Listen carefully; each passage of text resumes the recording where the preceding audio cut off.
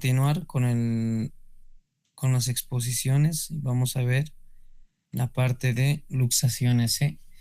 Son tres temas muy cortos y relativamente sencillos comparado con los días previos, ¿sí? Para empezar, luxaciones tenemos que saber y definir lo que es una articulación. Es una estructura de unión entre dos o más huesos que van a posibilitar un desplazamiento espacial, manteniendo una estabilidad conservada durante los movimientos que se produce en esta articulación.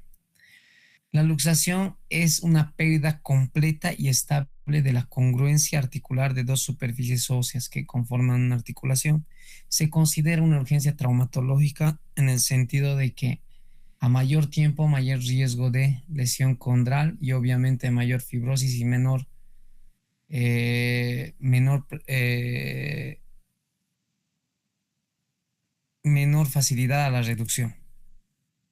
La subluxación es una pérdida parcial de la congruencia a nivel de las articulaciones, ¿sí? A diferencia de la luxación, que es una pérdida total de la congruencia articular.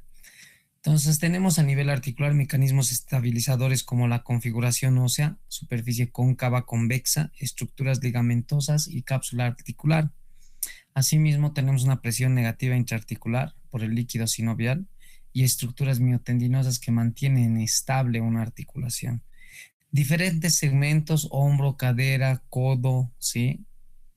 Y rodilla, las mismas se luxan con una frecuencia distinta y estos también están dados por una configuración espacial.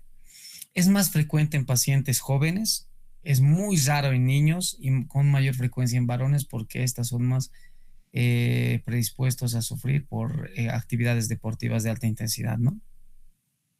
En niños es muy raro porque la estabilidad ligamentaria es más consistente que en el adulto, en el sentido que los niños primero se fracturan y recién se luxan. No es como en el adulto, que son menos elásticos, los huesos son más consistentes, entonces primero se van a luxar antes de fracturarse. Pueden ser favorecidas por una precaria contención entre superficies articulares. Por ejemplo, aquí vemos una figura de un hombro donde tenemos solamente parcialmente la cobertura de la cabeza humeral, a diferencia de la cadera. Están favorecidas por las luxaciones, por la laxitud capsuloligamentaria y la potencia muscular también. Desde el punto de vista patológico, la lesión de la cápsula en diferentes grados se suscita desde elongaciones hasta desgarros completos, lesiones ligamentarias, lesiones en rodetes y lesiones de estructuras periarticulares. Según la clasificación, puede ser congénita, ortopédica como las displasias de cadera o atraumáticas, voluntaria o involuntaria por la hiperlaxitud, ¿sí? Y la más frecuente es las luxaciones traumáticas, ¿sí? Puede ser por mecanismo directo e indirecto. Como en todo hasta ahora lo que hemos repasado, ¿sí? El mecanismo indirecto es el más frecuente.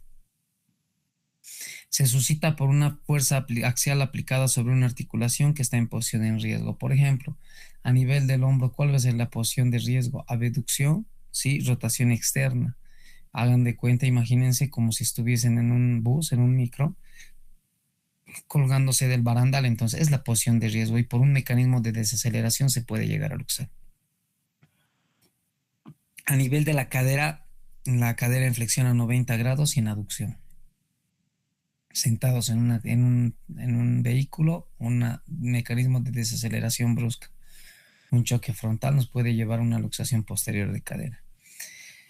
Hay dos tipos de conceptos que tienen que saber y va a ser pregunta igual, la luxación recidivante y la luxación inveterada. La luxación recidivante hace referencia a episodios repetitivos, ¿sí? Reiterativos de una luxación, luego de un episodio traumático, que esto puede darse por un tratamiento mal llevado o por secuela de estructura articular. La luxación inveterada es aquella luxación que lleva más de 3 semanas y que se hace irreductible. Entonces, muchas veces esto va con relación a la pregunta, ¿no? Que me hacen al final del tema, hasta cuándo se puede reducir. Es muy importante considerar el tiempo. Si es más de 3 semanas, muy poco probable que tengamos un resultado satisfactorio en relación con la reducción. Sin embargo, si es menos tiempo, lógicamente sí hay más ventajas, ¿no? Por la fibrosis que se genera. Los traumas directos o indirectos los vencen la resistencia normal de la cápsula, ligamentos y la masa muscular. y pero que permiten el desplazamiento de las superficies articulares. ¿Sí? Clínicamente, ¿cómo va a estar? Sí, va a haber un antecedente traumático, caída, golpe, contusión, sí, dolor, impotencia funcional, espasmos musculares, deformidad y actitud antálgica. Es muy fácil diagnosticar luxaciones en la emergencia, siempre les comento eso. Una luxación desde la puerta de la emergencia ya se puede diagnosticar porque el paciente entra ansioso, inquieto, irritable, a diferencia de una fractura cerrada no es una emergencia en el sentido de que con un buen cabestrillo, una buena férula, ya sea de cartón, de yeso, con sábana, sí, no duele de la misma magnitud que lo hace la luxación, porque la luxación produce mayor dolor al no estar el contenido en el continente y eso genera espasmos musculares y dolor, ¿no? Al examen físico va a haber equimosis, deformidad, pérdida de la congruencia, se va a sentir ese relieve, pérdida de los ejes, sí, acortamiento y una movilidad anormal o impotencia funcional. Nunca nos olvidemos del examen neurovascular.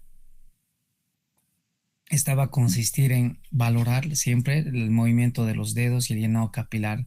Ciertas regiones se van a dar cuenta que pueden afectar nervios particulares, ¿sí? Por ejemplo, a nivel del hombro, el nervio circunflejo que permite la deducción, a nivel de la rodilla, el ciático poplito externo y así en diferentes segmentos. Lógicamente, el examen imagenológico complementario va a ser la radiografía, ¿sí? Se puede pedir en dos proyecciones, AP lateral, AP o axial, ¿sí? Es muy importante, ¿sí? Desde el punto de vista legal. Esto más o menos a qué hace referencia. Aún así yo tenga mucha experiencia con luxaciones de hombro, sé que es una luxación anterior la más frecuente, cómo reducir. Siempre es bueno pedir una radiografía para ver que esta luxación no esté asociada a una fractura avulsiva. Muchas veces las luxaciones se asocian a fracturas, ¿sí? Por arrancamiento. Entonces, ¿qué pasa? Nosotros al poder reducir de forma convencional, ¿no? Hacemos la técnica, todo lo que quieran, posteriormente sacamos una radiografía sin tomar una previa, podemos ver una fractura de troquíter, una fractura de ceja acetabular, y los pacientes muchas veces en la consulta dicen, me han reducido en la cancha y no sé, no será porque me han manipulado. Entonces, tengan mucho cuidado. Por eso es que siempre se pide una radiografía antes y después, por el tema legal. ¿Sí? Los estudios radiográficos siempre en dos planos, en general, pero si uno tiene ya la suficiente experiencia, por ejemplo, en luxaciones de hombro o cadera, yo nomás pido en un plano, ¿no? Una radiografía AP de hombro y una radiografía AP de pelvis. La AP de hombro me va a dar más, me va a mostrar eh, con exactitud un desplazamiento anterior, que es la más frecuente, ¿sí? Y un desplazamiento inferior. Y a nivel de la cadera, la luxación posterior es la más frecuente. Entonces, los pacientes están muy adoloridos, inquietos, por la razón que es muy difícil pedir ambas proyecciones si uno ya tiene la experiencia suficiente. La reducción debe realizarse lo más antes posible, a mayor tiempo, mayor dificultad por la contractura muscular, por la fibrosis, además de que pueden estar asociadas a lesiones vasculares, neurológicas o articulares que se hacen irreversibles. La reducción cerrada consiste en maniobras de tracción contra tracción que recorren el camino inverso a la luxación. Al reducir, escuchamos un crujido seco, ¿sí? Desaparece la deformidad y se recupera la movilidad pasiva. Disminuye el dolor y hay que considerar el uso de analgésicos. Generalmente no usamos como protocolos relajantes musculares como alguna vez me han preguntado, ¿sí? De hecho, si este paciente no se puede reducir en urgencia, se lleva a quirófano para que lo ceden, ¿sí? Lo ceden al paciente, relaje en ese sentido con la sedación y podamos realizar la reducción, la maniobra de reducción. Cuando el paciente tiene sobrepeso, obesidad, no se puede tocar muy bien la estructura articular, ya sea hombro sobre todo, que es la más frecuente, a veces no se puede palpar y no se puede ver a simple vista el signo de la charretera. Entonces, muchas veces posterior a la reducción, si tengo dudas, no he escuchado el crujido, ¿sí? Pido al paciente que movilice o le pregunto, ¿cómo estás? El paciente clínicamente posterior a la reducción se siente muy, muy bien. No, ya no me duele, mueve. Ah, sí, ya puedo mover, ¿sí? No es lo mismo en pacientes delgados, ¿no? De una contextura delgada, pues que sí ves los signos clínicos. Posterior al tratamiento hay que inmovilizar más o menos de 2 a 3 semanas, máximo 3 semanas, mínimo 2 semanas, ¿sí? El tratamiento de deshabilitación, iniciarse lo antes posible. La reducción cruenta o abierta, que quiere decir quirúrgica, está indicada cuando son casos irreducibles, interposición de partes blandas o fragmentos óseos, o cuando tenemos luxaciones expuestas o luxaciones que tienen más de 3 semanas, o cuando tenemos trastornos circulatorios. Las complicaciones en general de las luxaciones son la rigidez articular, fibrosis, ¿sí? Miositis ossificante, lesiones neurológicas específicas según cada tipo de luxación, lesiones vasculares. Esta lesión vascular generalmente a nivel de rodilla, en el resto de las articulaciones no se da, es muy poco probable. Aquí tenemos una luxación, una fractura luxación de tobillo. Vean, una fractura de maleolo peroneo, maleolo tibial, ¿sí? Y lo único que hay que hacer es traccionar, darle longitud y desplazar hacia medial. ¿Qué pasa si no hacemos eso? Sufre mucho, hay mucho sufrimiento de la piel, como pueden ver en la imagen de la derecha, ¿no? Bien, ahora vamos a entrar en regiones específicas, en hombro, que se llama luxación glenohumeral, así es como se denomina este tipo de luxaciones. Es la más frecuente a nivel de todos los segmentos de las extremidades y el desplazamiento en el 90% son anteriores. Siempre en medicina piensen lo más común. Si voy a tener una fractura expuesta a Agustilo 1, lo más frecuente va a ser el Staphylococcus aureus que pueda contaminar o gram positivos. Si tengo una artritis séptica, ¿qué va a ser el germen más común? El Staph aureus. ¿Qué tengo que dar? Cefalosporina de primera generación, ¿sí? Osteomielitis igual, ¿no? Entonces siempre piensen en lo más frecuente. Una infección urinaria está dado generalmente por gram negativos. Entonces, aquí la luxación de hombro, ¿cuál es la más común? La anterior, 90%, o sea, siempre irnos al 90%. Las luxaciones posteriores, la verdad, en 12 años ya que llevo con esto de la traumatología he visto una vez. Es muy, muy difícil reconocer y a diferencia de la luxación anterior, eh, no hay esa pérdida de la configuración anatómica, si clínica ni radiográficamente pasan muy desapercibidos. Clínicamente la luxación glenohumeral va a haber dolor, impotencia funcional y el hombro en chazetera. Fíjense esta angulación aguda que tiene como de los militares de la chazetera, ¿no? Hay una masa palpable anterior al hombro que corresponde a la cabeza humeral y hay que evaluar la sensibilidad a nivel del hombro sobre el deltoides con el objetivo de determinar cómo está el nervio axilar o circunflejo que nos permite la abducción. Teóricamente sí, pero clínicamente bueno, en la práctica, en tantas luxaciones de hombro, nunca he visto una lesión, ¿sí? A nivel de nerviosa, o sea, una lesión que compromete al axilar en una luxación glenohumeral, pero tenemos que estar pendientes nomás, ¿no? En cambio, una fractura diafisaria de húmero, que va a ser preguntas de paso final, sí está comprometido en muchos casos el nervio axilar radial, mejor dicho. Los mecanismos de lesión son indirectos, ¿sí? Entonces, ¿qué pasa? El hombro está en la abducción, rotación externa, como les dije, imagínense a alguien que está eh, colgándose que está en el micro, apoyado del barandal, ¿no? Arriba. En cambio, las luxaciones posteriores se deben a crisis convulsivas o descargas eléctricas. Esta es mucho más difícil de diagnosticar. Me ha costado alguna vez, he pedido radiografías con proyección en Y y todo, y es muy, muy difícil. Lo único que manifiesta el paciente es que no puede mover, ¿sí? La evaluación radiográfica, les había dicho, una radiografía de AP de hombro es más que suficiente. Algunos aquí en teoría nos indican la axial, pero yo considero que una AP, pensando en el 90% que es anterior, es más que suficiente. La axial es muy, El paciente de por sí está muy adolorido y no puede colaborar. La tomografía sí se indica en casos de fracturas, luxaciones, defectos del labrum, cuerpos libres intraarticulares. Entonces aquí tenemos, vean en la imagen, un signo de la chacetera. El hombro se desplaza, mejor dicho, la cabeza humeral se desplaza hacia anterior e inferior. A nivel del hueco axilar vamos a encontrar la cabeza humeral, ¿sí? Esta es una técnica que se utilizaba antes y actualmente igual. Todas las técnicas en general tienen algo en común. La técnica de Hipócrates, necesitamos una sola persona que realice. El paciente está en la camilla, ¿sí? Hacemos maniobra de tracción y ligeros movimientos de rotación interna y externa y presionamos sobre el hueco axilar, ¿sí? La maniobra de Kocher se hace palanca en la cabeza humeral sobre la fosa glenoidea. Esto en la parte práctica vamos a ver muy bien.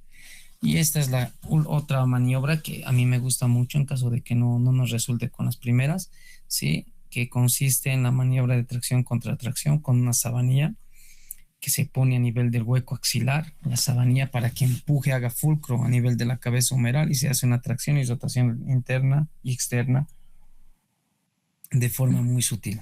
Eso igual vamos a ver.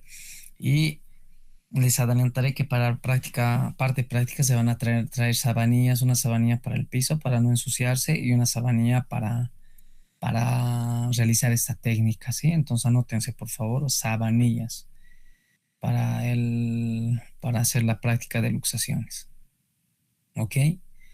¿Qué más me estoy olvidando? Ah, y ropa muy, muy suelta. Cuidado se vengan con ropa, con pantalones, jeans, ¿no? En general yo prefiero que vengan con pijamas, sí, para poder hacer de manera más holgada la práctica suelta, ¿no? Bien, otra técnica es la maniobra de Stimson que se hace en decúbito ventral. Se coloca un peso a nivel de la muñeca. Yo estoy en contra de estas técnicas en decúbito ventral porque de por sí el paciente está muy adolorido y se me hace muy salvaje hacerlas todavía recostar de decúbito ventral, ¿sí? Se puede solucionar en decúbito dorsal. El tratamiento quirúrgico está reservado cuando hay interposición de partes blandas, fracturas del troquíter, fracturas del zadete glenoideo o deportistas de alta competición. Posterior a la reducción, se debe inmovilizar 2 a 3 semanas, si mínimo 2, máximo 3, con un cabestrillo con soporte torácico. Lo que se le pide al paciente es evitar sobre todo la abducción y la rotación externa. El objetivo de la inmovilización, ¿sí? Es que lógicamente, como les había comentado, no se trata solo de huesos. Para que haya un desplazamiento completo, tiene que romperse cápsulas, los ligamentos, lesión muscular, ¿no? Entonces, una vez que se reduce, todo esto cicatriza fibrosa, ¿sí? Y nos da nuevamente estabilidad en 2 a 3 semanas. Las complicaciones son las luxaciones recidivantes en el 90% cuando el primer episodio ocurre antes de los 20 años, ¿sí? Independiente de qué método uses o el tipo de inmovilización, o sea, estos pacientes están más predispuestos a luxarse en reiteradas oportunidades si el primer evento ocurre antes de los 20 años. Lesiones óseas asociadas, específicamente Bankart, Hill-Sachs, fracturas de troquíter, ¿sí? Las complicaciones, lesión del nervio axilar o circunflejo, habitualmente solo es una neuropraxia, que quiere decir que no es nada grave, solo se contunde el peritendón, si aquí así quieren más o menos entenderlo. Y si persiste más de 3 meses, se debe estudiar. Como les dije, si bien está en la teoría, en la práctica es muy poco probable. Pero eso no quiere decir que no sepamos, ¿no?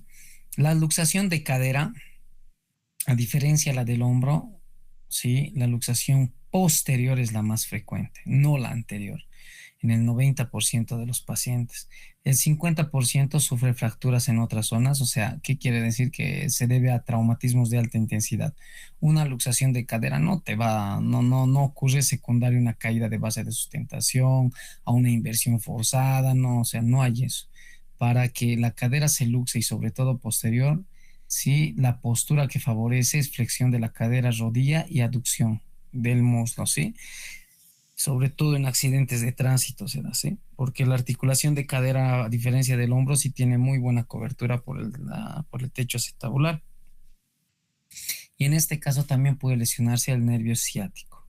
igual en la práctica nunca he visto, ¿sí? Que se haya lesionado el nervio ciático.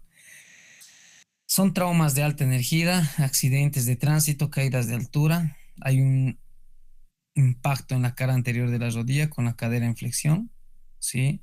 Y un impacto en el trocánter mayor. A diferencia de la posterior, la luxación anterior de cadera es poco frecuente y se debe a un mecanismo de rotación externa y abducción.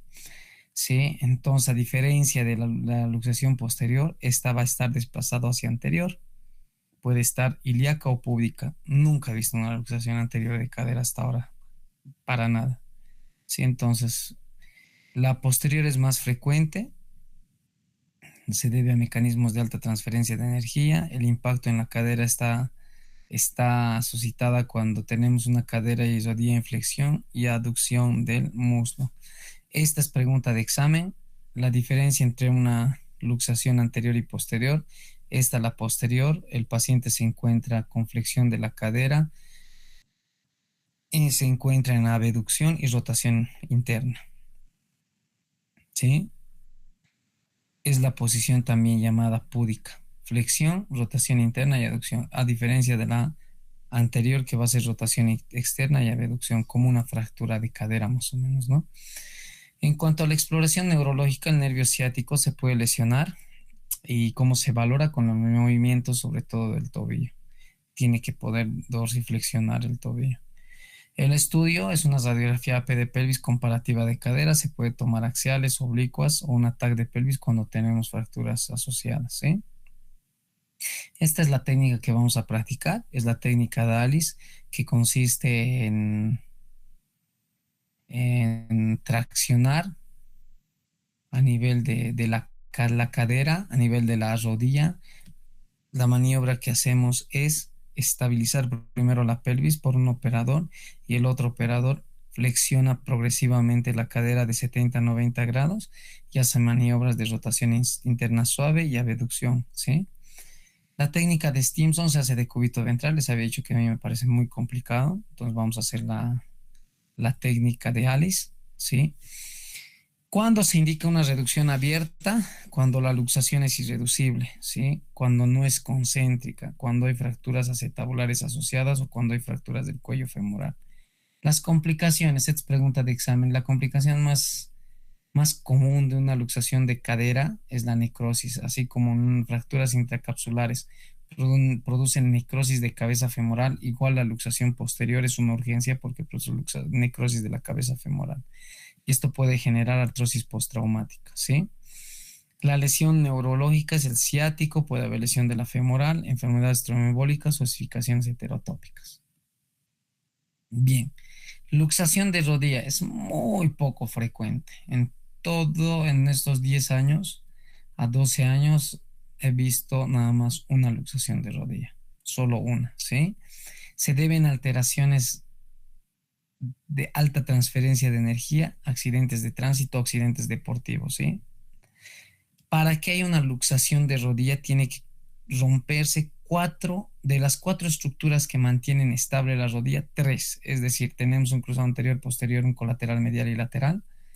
En este caso tiene que haber tres o más lesiones asociadas, ¿sí? O sea, estamos hablando de un trauma severo a nivel de la rodilla.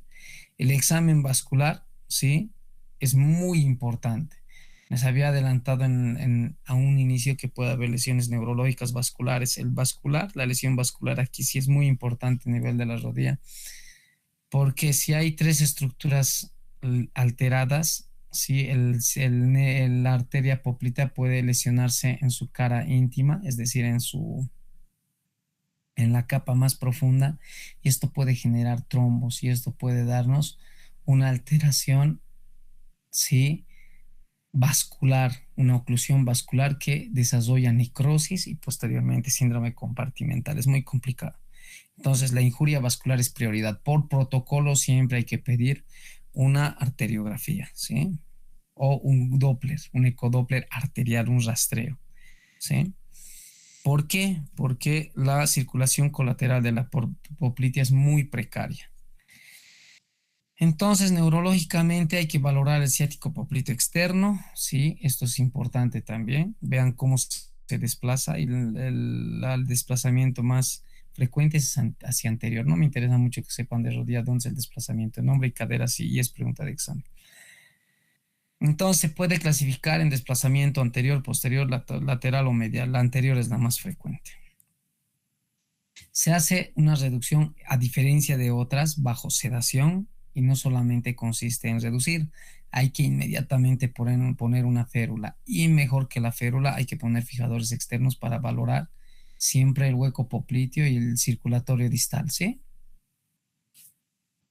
Bien. El tratamiento consiste en una exploración quirúrgica. Si hay daño vascular agudo, esto lo hace el cirujano vascular. Si hay lesiones irreducibles, pues ni modo, hay que abrir y hay que colocar fijación externa, ¿sí? Y lógicamente hay que separar el colateral medial, el cruzado anterior. Entonces no solo se trata en rodilla de reducir y ya, no. A diferencia del hombro y cadera, estas sí requieren reparación de todos los componentes que se han roto. ¿Ok? Bien, a nivel del codo, la luxación posterior es la más frecuente, esto sí tienen que saber. Y yo las anteriores divergentes nunca las he visto. Siempre he visto luxaciones posteriores, ¿sí? Sobre todo se deben a accidentes deportivos.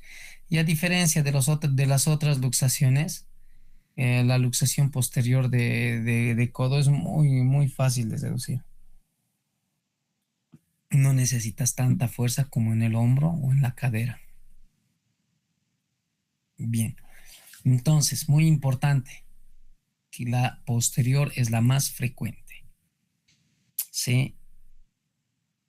Puede haber un compromiso del ligamento anular, de la cápsula articular y por conocimiento hay también otro tipo de luxaciones. La evaluación clínica, ¿sí? El paciente se sujeta el codo lesionado con la mano contralateral, hay dolor, edema e inestabilidad.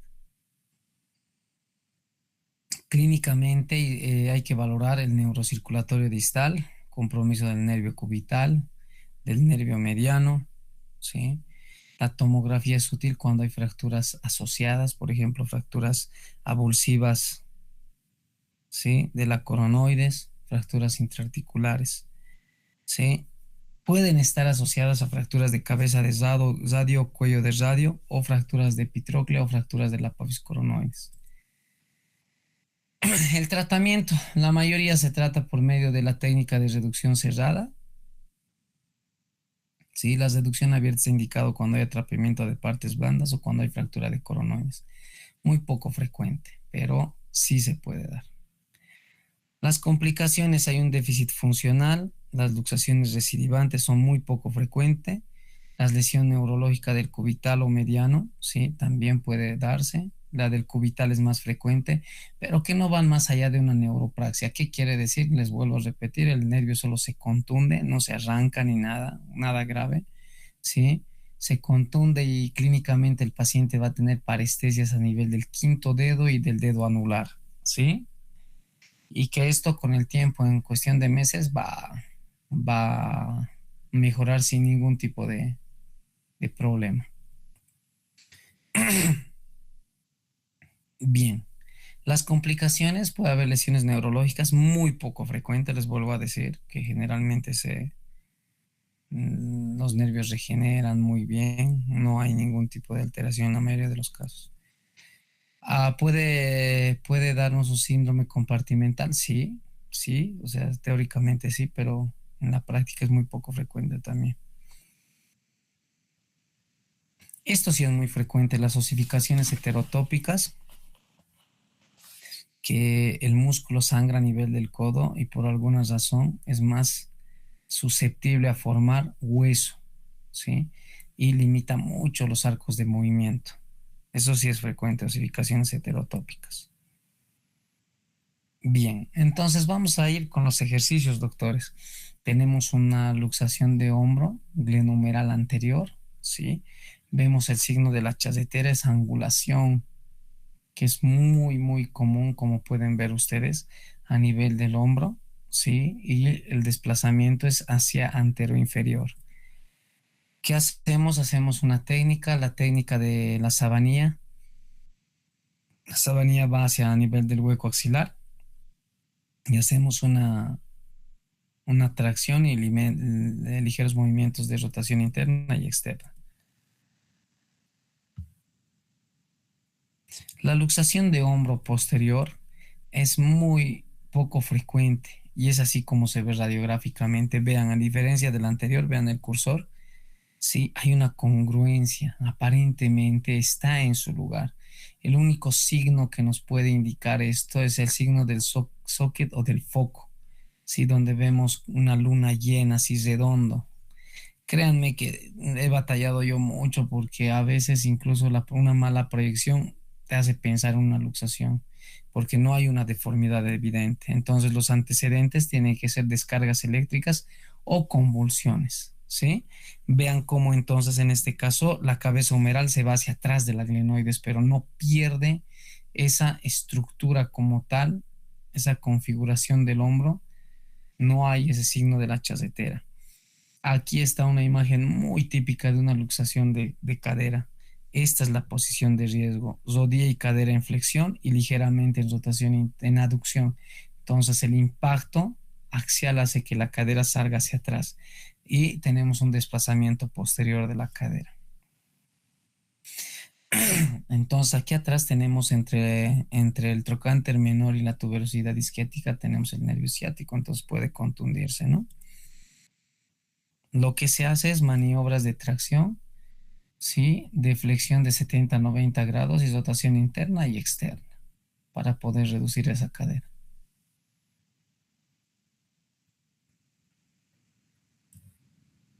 Bien, ahora sí,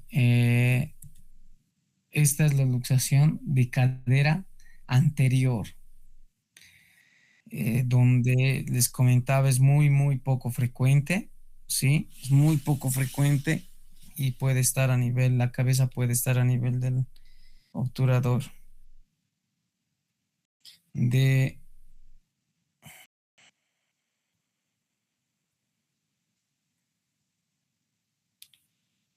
y la actitud es en rotación externa. Bien, aquí tenemos una imagen de una luxación de rodilla donde podemos ver un desplazamiento anterior de la tibia.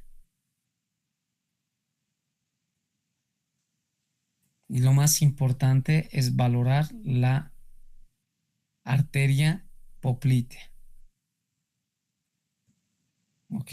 A nivel del codo, pregunta igual desde paso, es una luxación posterior la más frecuente. Y es muy fácil reducir en el sentido de que lo único que se hace es llevar los pulgares a nivel del codo. Sí, puede ser de cúbito ventral, de cúbito dorsal, les vuelvo a repetir, a mí me parece muy difícil en ventral desde el punto de vista en que el paciente de por sí está muy adolorido. Empujamos el olecrano hacia anterior y es muy sencillo reducir. No es nada complicado, no requiere fuerza ni nada, a diferencia del hombro y de la cadera.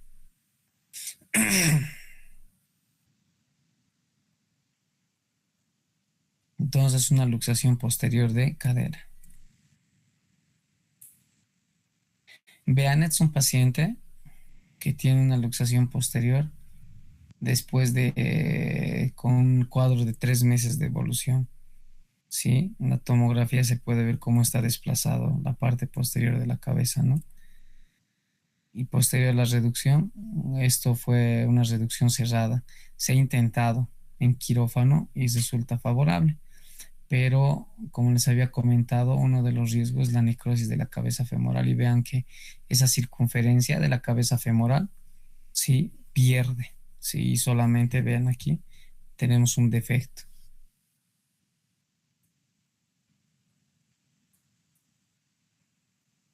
¿Alguna duda, pregunta respecto a luxaciones, doctores?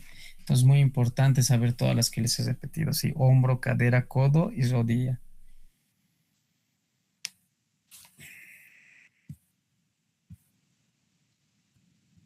¿Preguntas, doctores?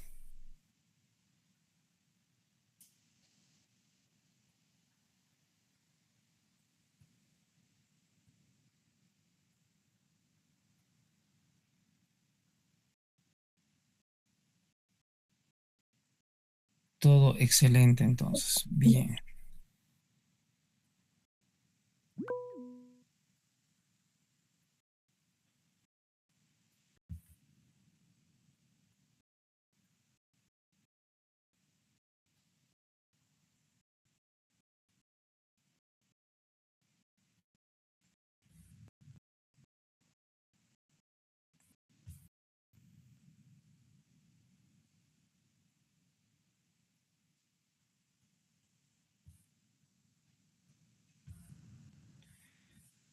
Bien, otro tema que no deja de ser importante es pues el síndrome compartimental, ¿no? El síndrome compartimental que es muy importante reconocer, sí, clínicamente por parte de ustedes, más allá del tratamiento, lo que me interesa es que se conozcan clínicamente en las manifestaciones, sí, porque realmente es complicado, no se puede confiar.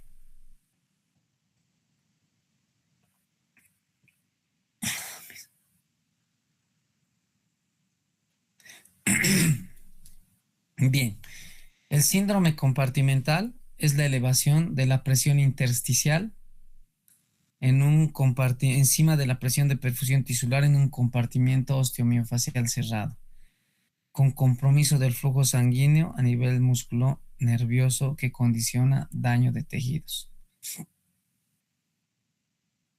Epidemiológicamente, hombres 7.3 por cada 100.000, mujeres 0.7. El 70% se debe a traumas, sí, el 36% fracturas de tibia y un 10% en fracturas de radio. Entonces, de este recuadro, ¿qué es lo más importante? Que los segmentos que más desarrollan síndrome compartimental van a ser el antebrazo y la pierna, ¿sí? Entonces, desde el punto de vista etiológico, hay factores que provocan disminución del compartimiento y que provocan aumento del contenido del compartimiento. En cuanto a los que provocan disminución del compartimiento son vendajes, yesos, quemaduras, cierre de las incorrecto de la aponeurosis, aplastamiento, torniquetes, ¿sí? Y los que provocan aumento del contenido del compartimiento son edemas, hematomas, hemorragias, mordeduras de serpiente, isquemia, infusión de soluciones. Hay que saber diferenciar el síndrome compartimental de una oclusión arterial o de una neuropraxia. En cuanto a, va a haber diferentes signos, como por ejemplo aumento de la presión, dolor a la extensión, parestesias, parecias y pulsos presentes. Entonces, saber diferenciar. ¿Qué va a pasar en un síndrome compartimental? Hay edema, ¿sí? Aumento de la presión. Este aumento de la presión va a producir una disminución del flujo sanguíneo. Esto va a condicionar una hipoxia tisular, muerte celular y necrosis. Dos componentes están muy afectados, los nervios y los músculos. A nivel de los nervios, vamos a empezar por esparesias, que es pérdida parcial de la fuerza, hasta parestesias, que es sensación de hormigueo o anestesias totales. Y en cuanto a la necrosis, a la parte muscular provoca necrosis y esta necrosis muscular va a ser reemplazada por fibrosis, ¿sí? Entonces, hay un aumento de la presión intracompartimental, ¿sí? Hay una disminución del flujo de presión capilar. Esto va a afectar a los músculos o los nervios. La parte nerviosa va a producir una necrosis nerviosa. Entonces va a afectar tanto la sensibilidad como la fuerza, ¿sí? Sensibilidad, ¿en qué sentido? La sensibilidad se va a afectar donde va a proporcionar parecias, ¿sí? Pérdida parcial de la fuerza hasta parálisis. Parestesia, sensación de hormigueo, hasta anestesia, hasta ya no sentir nada de dolor. Sí, entonces esa es la fisiopatología más o menos del síndrome compartimental. ¿Ok? Y en la parte muscular nos va a dar una isquemia muscular con necrosis. Esta necrosis muscular se va a ver, ¿sí? Reemplazada por fibrosis y esta fibrosis contractura, ¿sí?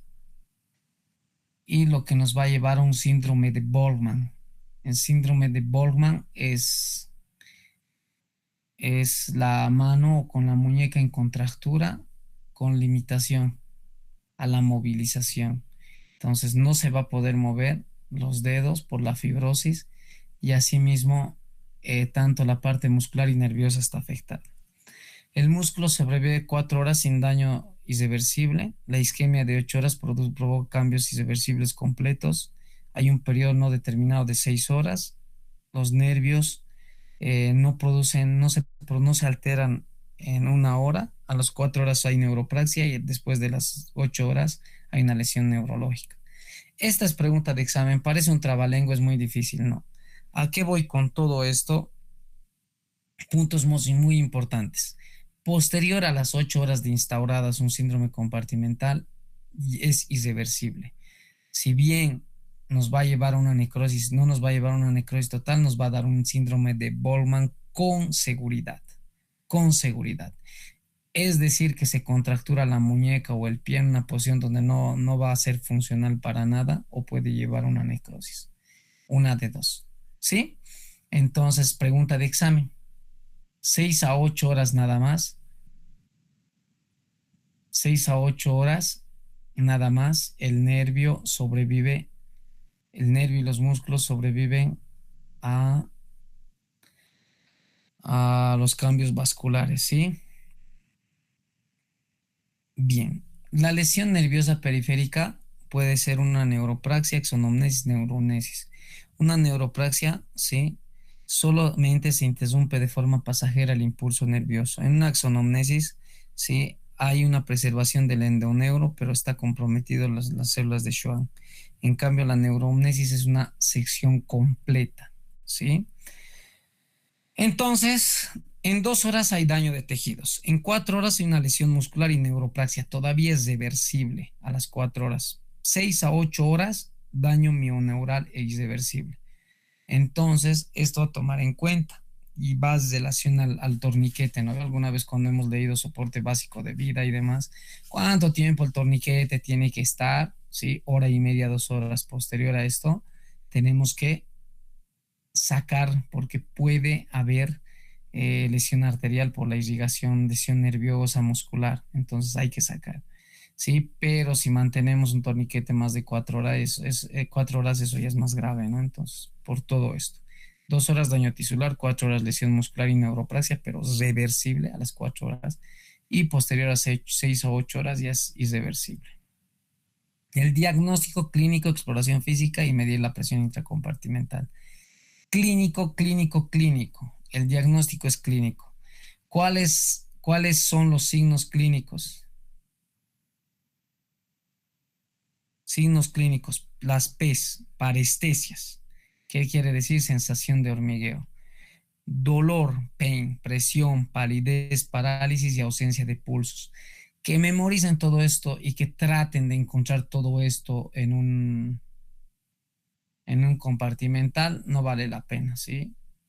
¿Por qué? Porque los signos varían. Ausencia de pulsos te va a ver cuando ya prácticamente no haya nada de irrigación, sean 6 a 8 horas. ¿Sí? Antes de esto es muy poco probable. Pregunta desde paso. En el síndrome compartimental, las parestesias, ¿sí? Sensación de hormigueo, son síntomas probablemente los primeros en aparecer. ¿Qué va a pasar? ¿Sí? ¿Qué te van a decir? El paciente te va a decir, ¿sabe qué, doctor? Siento hormigueos a nivel de los dedos. Esto es por aumento de la presión. Listo. La presión, va a haber cambios de presión. La tensión durante la palpación a nivel del tejido va a estar tenso. ¿Sí? Aumenta la sensibilidad táctil. La palidez, la parálisis ya son cuadros clínicos que se dan en la última etapa y no vale la pena esperar la última etapa si queremos revertir este síndrome compartimental. ¿Sí? Entonces el dolor es el síntoma más sensible. Esto es muy, muy, muy importante. El dolor es muy importante. ¿Sí? Es un dolor desproporcionado a la lesión. ¿Qué quiere decir? Que le pasas tramadol, opioides, todo y no cede el dolor, le has pasado ketorolaco, paracetamol, tramadol, o morfina, duele, duele, duele, ¿sí? Los pacientes eh, aumenta conforme pedimos al paciente que mueva los dedos, ¿sí? La ausencia de pulsos, ¿sí? El pulso es positivo en el diagnóstico temprano, hasta las etapas finales sigue siendo positivo, ¿sí? Cuando hay lesiones arteriales recién es negativo. Entonces, las pruebas de laboratorio que vamos a pedir es la deshidrogenasa láctica, fracción de mioglobina y la creatinfosfoquinasa. La creatinfosfoquinasa nos da un parámetro de una lesión muscular, ¿sí? La deshidrogenasa láctica también, la fracción de mioglobina. Ok, entonces, ¿nos puede ayudar? Pues sí. Ahora, esto de medir la presión intracompartimental, ¿sí? Que es normal de 0 a 8, inferior a 10, todo esto, en un curso que habíamos hecho, ¿sí? Mira, en diferentes técnicas de WhatsApp, Striker, sensor de presión, catéter y todo lo demás, era muy interesante porque habíamos estado, los que nos habíamos formado en Argentina, algunos colombianos, en México, ¿sí? Y yo les preguntaba, a ver, ustedes que se han formado, ¿sí? En diferentes países nos hemos formado o hemos visto algo, ¿utilizan esto, las técnicas para medir la presión intracompartimental? Colombia, no Argentina, no México, no Bolivia, no. Entonces, esto se utiliza pues en países desarrollados, Europa, será Estados Unidos, pero hablando de nuestro contexto, no tenemos estos recursos. Entonces, ¿cómo llegamos a un diagnóstico netamente clínico, sí? Bien, el tratamiento, lo que siempre me preguntan al final del tema, ¿qué es lo que podemos hacer? Aunque no crean, es muy importante la hipotermia local. La hipotermia hace que el músculo metabolice más lentamente y por ende disminuya todo esto, ¿no? Todos los efectos adversos. Bien, ¿qué más? Si tiene yeso, hay que retirar el yeso, retirar vendajes, ¿sí?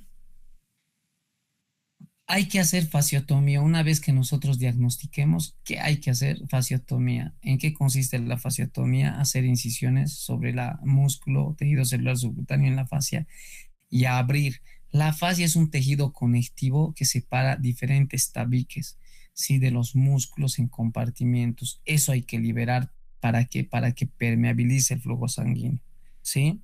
Hay varios espacios, glúteos, en muslo, en pierna, ¿sí? En brazo, en antebrazo. Los más importantes, ¿qué hemos dicho? ¿Y qué es pregunta de examen? Que los segmentos más comprometidos son el antebrazo y la pierna. En primer lugar, la pierna. Entonces, esos vamos a repasar, ¿sí? Se puede hacer varias incisiones, una incisión dorsal, una incisión anterior, ¿sí? En la mano también es común hacerse esas incisiones de descargas. En el muslo muy pocas veces, nunca he hecho hasta ahora, pero en el antebrazo y en la pierna sí es muy frecuente, en la mano también. Sí, más allá de las incisiones que se realizan, ustedes tienen que saber eso. ¿Cuál es el tratamiento? Como conocimiento, hacer incisiones, fasciotomías. Y posterior a la fasciotomía, tanta tensión que tenemos a nivel del músculo, vean, pasa esto. ¿Sí? Una vez que abrimos no se puede cesar y en muchas ocasiones tenemos que recurrir al plástico para que haga injertos. Bien, ¿cuáles son las complicaciones? Deformidad, parálisis, anestesias, retracciones musculares. ¿Sí? Bien, entonces, ¿qué pasa? Pregunta desde paso. La lesión irreversible para nervios es 6 horas y músculos 8 horas. ¿Qué quiere decir? Que los nervios posterior a estas 6 horas, ¿sí? Van a cursar por un periodo de parestesias hasta anestesias, ya no va a servir, no siente.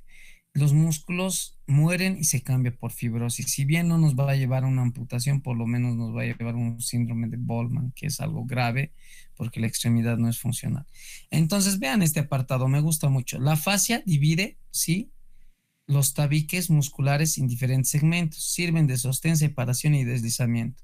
Un compartimiento está envuelto por una fascia y debido a causas externas e internas, traumatismos, quemaduras, vendajes o yesos, aumenta la presión.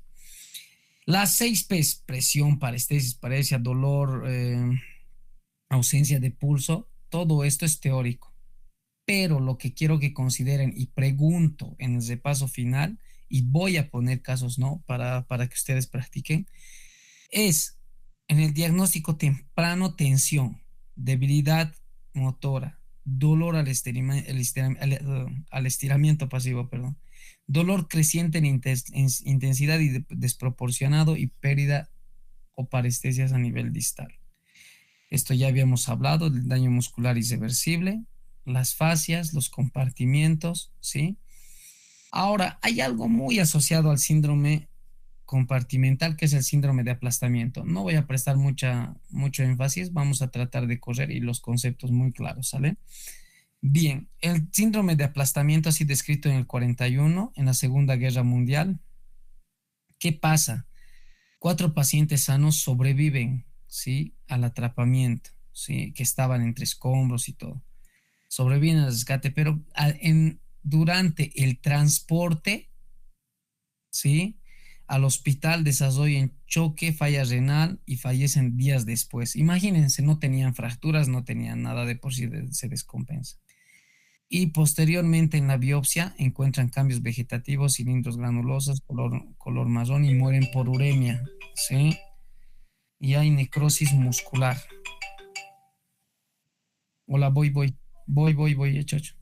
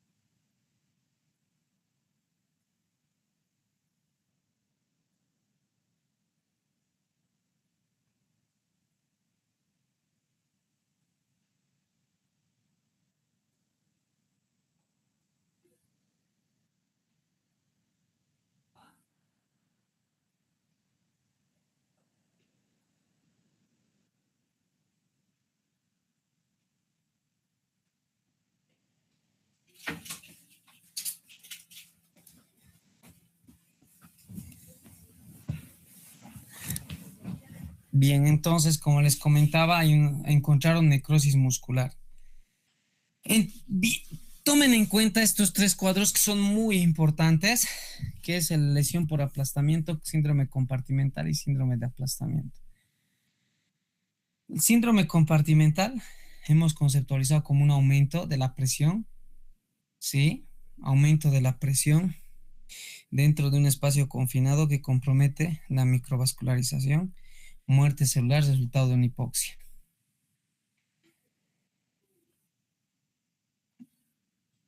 Y el síndrome de aplastamiento hace referencia a una manifestación sistémica de las abdomiólisis con liberación o presión o aplastamiento del músculo esquelético. Entonces, lo que tienen que saber es que no siempre un compartimental se da por una fractura, puede haber solo lesión o trauma muscular.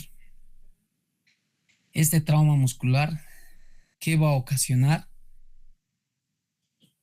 Ocasiona shock, falla renal aguda y otros síntomas. ¿Sí? Entonces hay dos escenarios. El 30-50% de las abdominales son traumáticas y de predominio en extremidades. Entonces, ¿qué pasa? Todo este daño muscular produce cambios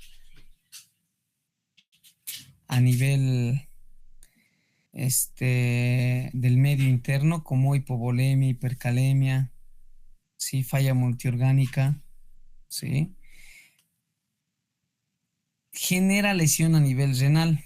La lesión muscular produce aumento de calcio extracelular, aumento de lesión y muerte celular, acumulación de calcio, fosfato, mioglobina, creatina fosfoquinasa y uratos. Hay un exceso de mioglobina que produce un daño o una insuficiencia renal de tipo prerrenal. ¿Sí? Estos cambios generan o producen efectos cardiovasculares como hipovolemia, shock, hiperpotasemia, hipocalcemia, hiperfosfatemia, que producen alteraciones en el ritmo cardíaco. Entonces, todo este trauma muscular produce insuficiencia renal, ¿sí? Lo más importante en general en el manejo de un síndrome de aplastamiento, de una rhabdomiólisis, es sobre todo cuando son jóvenes, es muy importante mantener hidratados. Hasta 4.000 de líquidos en 24 horas, ¿sí? Cada 6 horas. Y se alterna fisiológico, ringer lactato, fisiológico, ringer lactato. Lo que hay que hacer es diluir y evitar que se produzca una insuficiencia renal. Este caso clínico es muy interesante, ¿sí? Muy, muy interesante porque tiene de todo un poco. Se trata de un paciente de 13 años que ingresa un domingo, ¿sí? A la urgencia con un diagnóstico de fractura expuesta de radio y cúbito, ¿sí?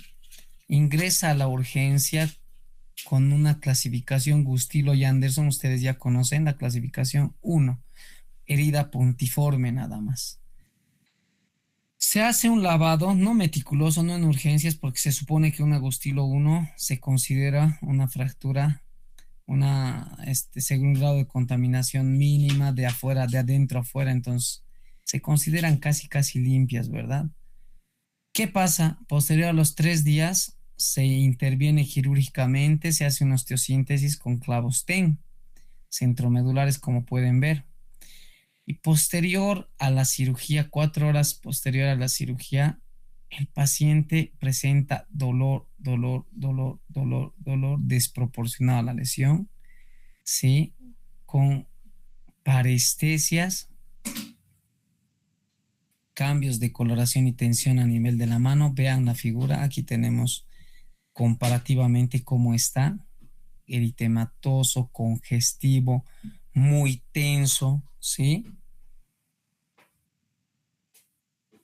Voy a valorar a la guardia, descubro, saco la férula como te indica, ¿no? Sí o sí hay que retirar vendajes y férula.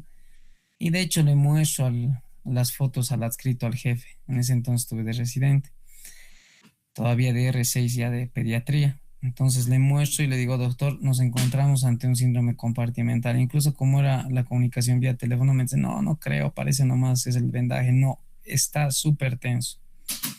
¿Sí? Se procede a una cirugía. Esto es muy importante, vean, 93% marcaba de saturación. Y el residente tranquilo, y me acuerdo que cuando yo ya había decidido meterlo a quirófano, el R1 me dice, no, doctor, pero está con 93 de saturación. Y le digo, no, ya está entrando a quirófano el paciente. Se hace fasciotomías descompresivas y aparte de todo, o sea, del síndrome compartimental, estaba desarrollando un absceso. ¿Sí? Posteriormente indagamos bien porque no es un caso típico y resulta que el paciente se había caído en una granja de pollos. Mensaje para llevar.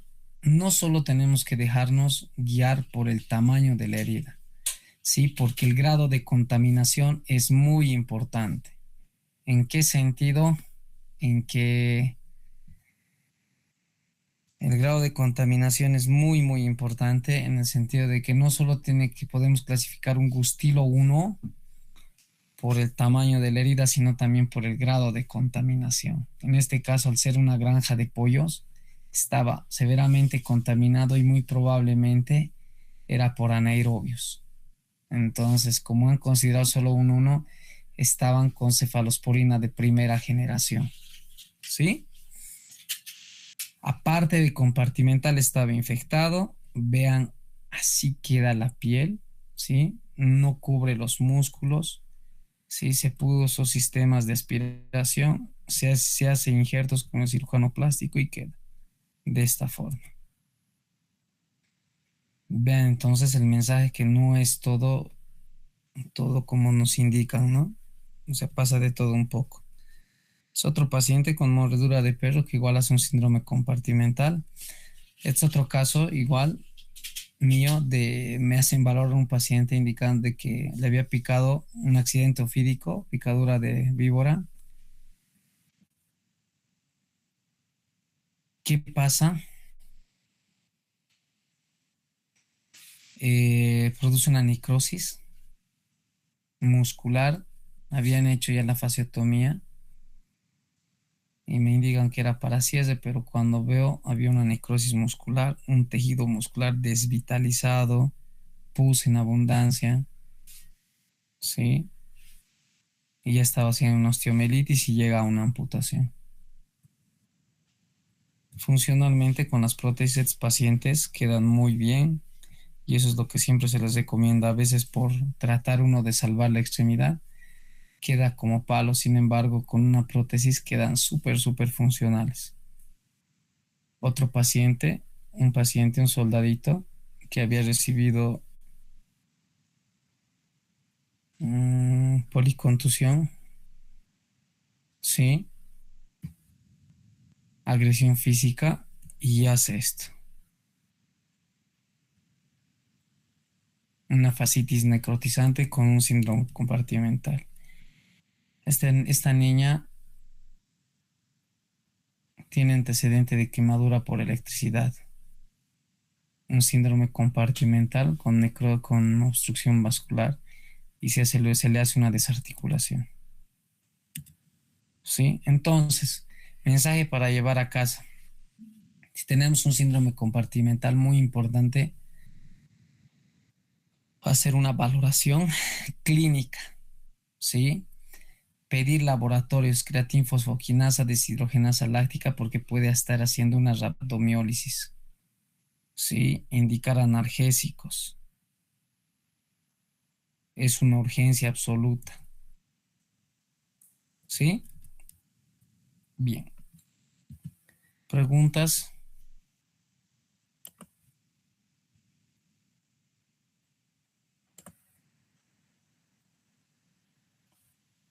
¿Todo entendido, doctores?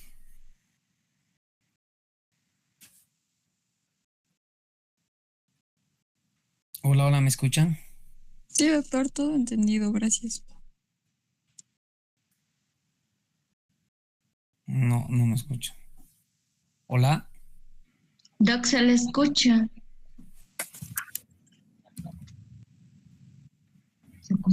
¿Nos escucha, Doc? Sí, sí, sí. Doc, ¿nos Díganme escucha? preguntas. Díganme. Sí les escucho.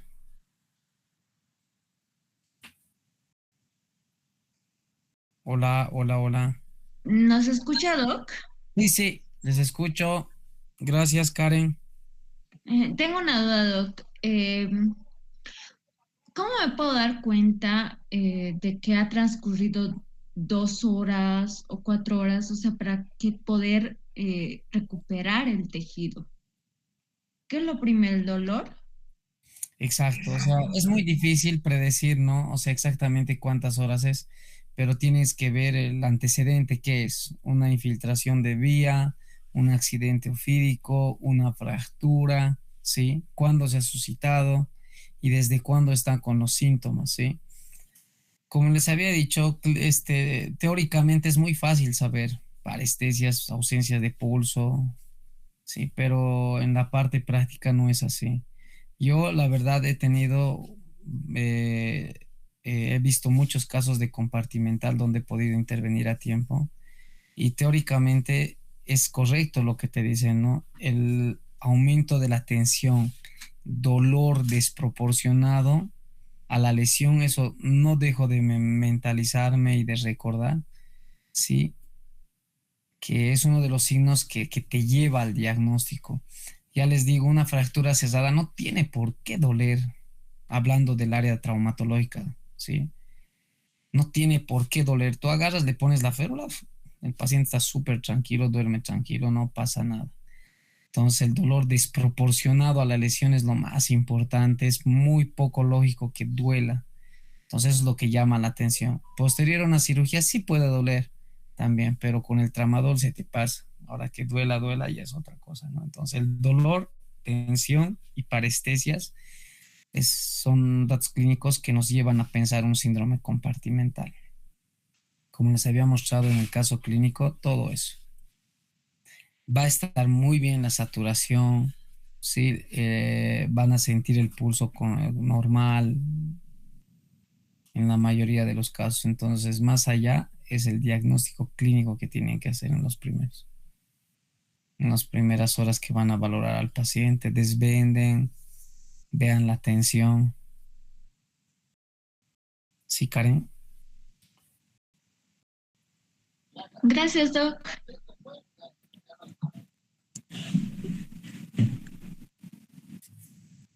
Doc, una pregunta. Con respecto al su caso clínico que nos mostró con respecto al Custilo 1, Ujú. el niño que tuvo el síndrome compartimental, a qué tiempo ha sido eso que se ha visto? Después de 3 días, como les digo, un domingo ingresado y el miércoles entrado a cirugía. ¿Qué ha pasado? Ha pasado una serie de acontecimientos, ¿no? Primero, mal error diagnóstico, mal tratamiento. ¿Qué es lo que deberíamos hacer, Claudia? Si era un Gustilo, este se cataloga directamente como un Gustilo 3, ¿sí? Porque si bien les he enseñado a que el parámetro es el tamaño de la herida, o sea, es bueno para aprender eso, es muy didáctico, digamos, pero no solo nos basamos en el tamaño, también tenemos que basarnos en el grado de contaminación donde ha ocurrido. Les vuelvo a repetir, el hueso se rompe en un Gustilo 1 y eso perfora la piel. Sin embargo, al ser expuesto en una granja de pollos hay alto grado de contaminación. El manejo ideal en ese paciente que hubiese sido lavar, ¿sí? Entrar a quirófano, hacer un lavado exhaustivo. ¿En qué sentido? En ampliar la herida, ¿sí? Unos 2 a 3 centímetros, lavar muy bien.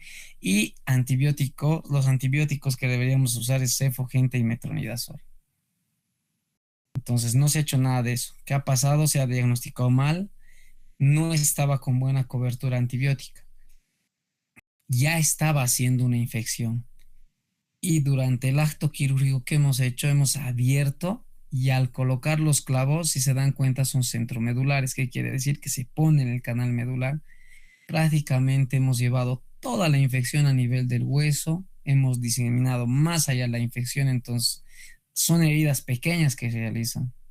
Y como ya había absceso, eso se ha ido acumulando, acumulando en cuestión de horas y ha hecho un síndrome compartimental, ha aumentado la presión y todo eso. Sí, entonces mal diagnóstico con síndrome compartimental asociado a una infección. Por eso hay que catalogar muy bien el tipo de fractura expuesta que hay y dónde se ha hecho. No es lo mismo que se haga en la casa a que se haga en un ambiente agroganadero, ¿no? Como una granja de pollos. Sí, lamentablemente las repercusiones funcionales son muy severas. Han podido ver el injerto, los tendones se retraen, muy poca funcionalidad.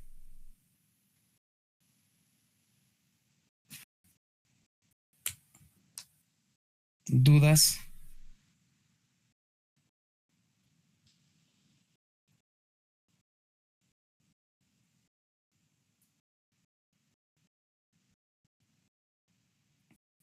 Bien, creo que ya no hay más dudas. A las prácticas que vamos a hacer la próxima semana, por favor traten de estar puntuales. Anoten la lista que van a traer tijeras, por favor, este estilete, van a traer cartones que sean relativamente maleables, no quiero muy duros. Se van a traer, por favor, si quieren hacer la práctica con yeso, una venda de yeso de 20 centímetros, sí, cada uno.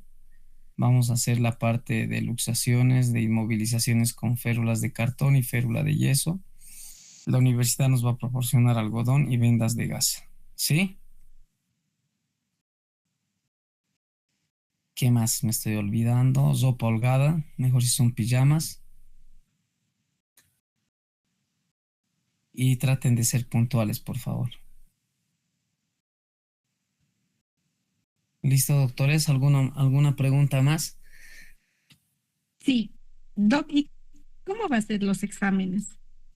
El examen final va a consistir, vamos a ponernos de acuerdo durante la práctica que vamos a hacer el examen, ¿qué día quieren ustedes dar? Un examen final, sí, y va a ser, voy a subir a la plataforma una selección múltiple con casos clínicos, ¿sí?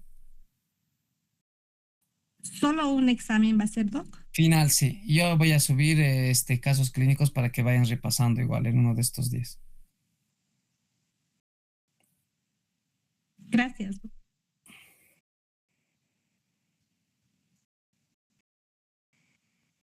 ¿Alguna otra duda? Doc, buenas noches. En todo caso, para la práctica, en caso de que no pudiéramos encontrar o algo, ¿cómo podríamos comunicarnos con usted directamente? No, con todo eso con la doctora de posgrado, ¿no? Con la doctora Leni. En caso de que no vengan, dices, ¿verdad? O cambien de día. Sí, Doc, en caso de que algo sucediera o con la No, tarea que nos vaya a subir, nos ha ajá, pasado ya antes que no teníamos el número del doctor y, y bueno, no nos subió la tarea a tiempo, bueno, no salía en plataforma y ya. no podíamos subir la tarea y tampoco podíamos comunicarnos con él para No, decir. vamos a coordinar la parte práctica, vamos a coordinar la fecha de la parte del examen final, pues. Está bien, Doc, gracias. Igual y cualquier cosa les dejo mi número con la doctora Leni, pero las prácticas presenciales son indispensables, son habilitatorias para la práctica final, ¿sí? Gracias, Doc. Ya, listo. ¿Algo más?